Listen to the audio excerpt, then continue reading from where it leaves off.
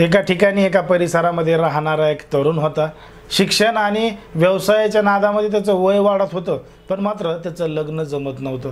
मग अखेर लग्नाचं वय पूर्ण झाल्यानंतर वय वाढत चाललंय असं त्याच्या लक्षात आल्यानंतर त्यानं लग्न करण्याचा निर्णय घेतला आणि मग त्याच्या घरच्यांनी त्याच्यासाठी एक मुलगी बघितली, तरुणी बघितली। आता हा जो नवरदेव आहे, हा जो पुरुष आहे, तो 34 वर्षीय झाला होता आणि मग त्यानं 32 वर्षीय तरुणी बघितली, तिचे कागदपत्र बघितले, त्याला ती पसंत पडली आणि मग या दोघांचं लग्न घरच्यांच्या मर्जीनं झालं। आता लग्न झालं, सुखाचा संसार सुरू झाला। बघता बघता काही दिवस उलटून गेले। जेव्हा 1 वर्ष झालं तेव्हा मात्र घडलं होतं एक धक्कादायक प्रकरण, धक्कादायक घटना। नेमकं काय आहे संपूर्ण प्रकरण, कुठं घडली ही घटना, हे आपण अगदी सविस्तरपणे पाहणार आहोत। पण जर तुम्ही अजूनही आपलं चॅनल सबस्क्राईब केलं नसेल तर लगेच सबस्क्राईब करून घ्या आणि बाजूला असणाऱ्या बेल नोटिफिकेशनला सुद्धा ऑन करायला विसरू नका। आता ही जी संपूर्ण घडलेली घटना आहे ती आहे गुजरात राज्यामधल्या अहमदाबाद येथील सरखेज परिसरामध्ये घडलेली संपूर्ण घटना आहे आणि या ठिकाणी राहणारा एक 34 वर्षीय तरुण आहे, पुरुष आहे। त्याचं लग्न झालेलं नव्हतं, लग्नासाठी तो मुलींची शोधाशोध करत होता, पण लग्नाचं वय वाढत चाललं होतं। आता 34 वर्ष वय झालं, लग्न होत नाही म्हणून घरचे त्याच्या मागे लागले होते। मग अखेर त्यानं लग्न करण्याचा निर्णय घेतला आणि एक 32 वर्षीय तरुणी बघितली। आता 32 वर्षीय तरुणी बघितली, पसंत पडली, किती शिकलेली आहे, काय आहे, तिचे जे काही डॉक्युमेंट्स आहेत, कागदपत्र आहेत, सगळी तिची जन्मतारीख हे ते पाहिलं आणि तिच्यासोबत लग्न केलं। आता लग्न केल्यानंतर दोघांचा सुखाचा संसार सुरू झाला आणि 19 जून 2023ला या दोघांचं लग्न झालेलं होतं। आता लग्न झालं, सुखाचा संसार सुरू झाला। बघता बघता बरेच दिवस निघून गेले, पण मात्र जेव्हा 1 वर्ष झालं तेव्हा सुद्धा ती महिला गर्भवती झाली नाही किंवा तिला मूलबाळ झालं नाही। मग त्या पुरुषाला खतखत वाटू लागली की बाबा त्याला आता मूल पाहिजे, लेकरं पाहिजे आणि त्याच्या बायको गर्भवती कसं काय होत नाही असा त्याला प्रश्न पडला। मग 1 वर्षानंतर तो त्याच्या बायकोला घेऊन जवळच्या एका दवाखान्यामध्ये गेला, तिची तपासणी केली आणि तपासणी केल्यानंतर त्याच्यासमोर जे आलं ते त्याला धक्का देणारं होतं।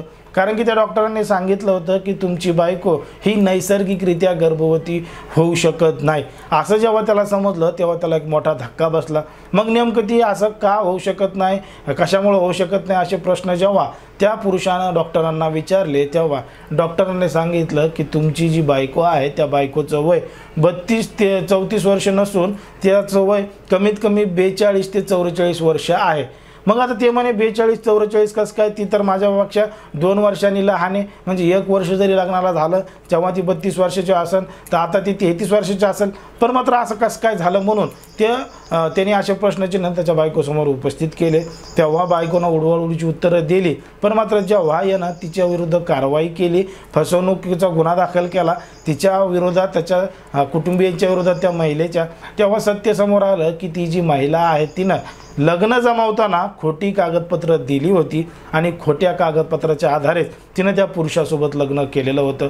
म्हणजे त्या महिलेची जन्मतारीख वेगळी होती, पण मात्र तिनं वेगळी जन्मतारीख त्या ठिकाणी टाकली कारण की मुलगी ही नवऱ्यापेक्षा मोठी आहे असं जर त्याला समजलं असतं तर त्यानं ते लग्न केलं नसतं। पण मात्र अखेर 1 वर्षानंतर जे लपून ठेवलेलं सत्य होतं ते 1 वर्षानंतर उघड झालेलं होतं आणि आता सुद्धा त्या तरुणीच्या, त्या महिलेच्या संसारामध्ये अडचण निर्माण झालेली होती।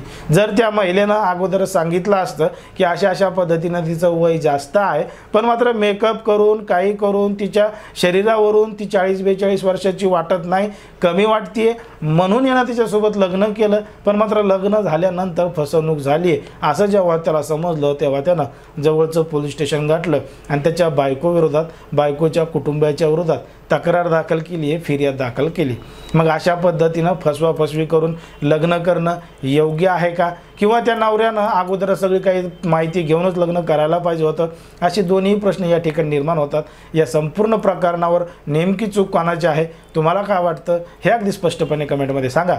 कारण की कोणाच्याही भावना दुखवणं, कोणाचंही मन दुखवणं हा आपला उद्देश नाही। समाजामध्ये जे घडतं ते सांगण्याचा आपण प्रयत्न करत असतो। मग तुम्ही काय करा, तुमचं जे मत आहे ते कमेंटमध्ये अगदी स्पष्टपणे मांडा आणि अशाच पद्धतीचे नवनवीन व्हिडिओ पाहण्यासाठी आपल्या चॅनलला लगेच सबस्क्राईब करून घ्या।